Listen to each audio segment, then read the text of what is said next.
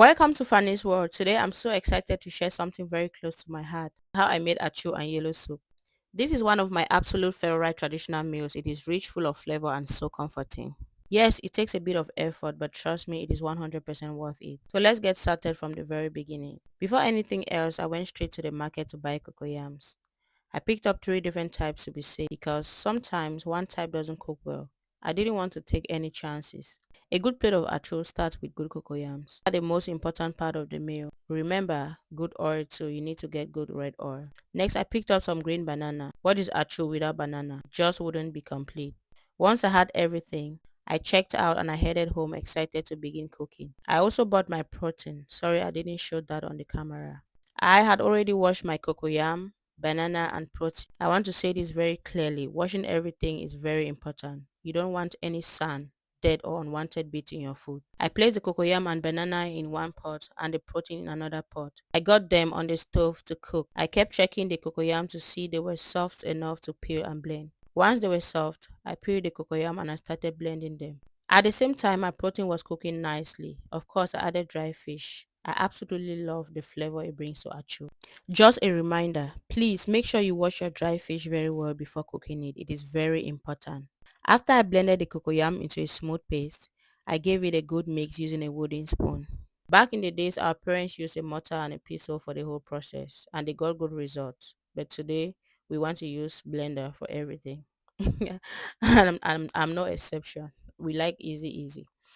Once the mixture was smooth and well mixed, I wrapped it into small portions using a food wrap and I arranged them neatly on a tray to serve. When the protein was ready, I removed it from the pot and I carefully separated the stock and I let it cool down. In another pot, I poured some palm oil and I let it heat for 5 minutes. Not too long, just enough. While the oil was heating on another stove at the same time, I boiled a bit of limestone in water for about 2 minutes. Once everything had cooled down a bit, I combined them. I poured the meat stock into a pot, added the heated oil, then I poured in the limestone water and stirred everything together until it blended nicely. At first, I added my spices directly into the pot, but that caused some clumps. That was a small mistake. I quickly fixed it by mixing the rest of the spices in water. Then I blended the whole thing for about 20 seconds. For better results, don't blend yellow soup for too long.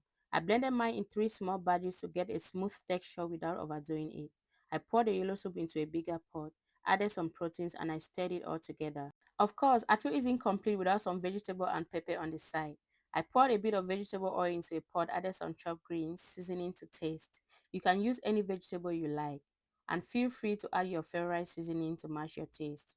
Then I boiled some water separately, added pepper and let it cook for about 5 minutes. Once it was done, I set it aside ready to serve it with achu.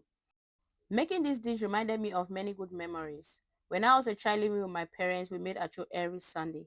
It was always a happy and fun time for us. My whole family would come together and the kitchen would smell so nice. There was always laughter, good food, and lots of love. One of my brothers doesn't eat achu. This boy used to eat achu, but one unfaithful day he stopped eating achu. This Sunday, as I made Achu again, it really reminded me of those beautiful moments at home. Let me know in the comments. What did your family cook most on Sundays? Was it Achu or something else that brought you all together? I would love to hear your Sunday food memories. Don't forget to like, comment, and share. Thank you so much for watching up to this point. If you are still here, then you deserve some good food. Please wash your hands so we can eat.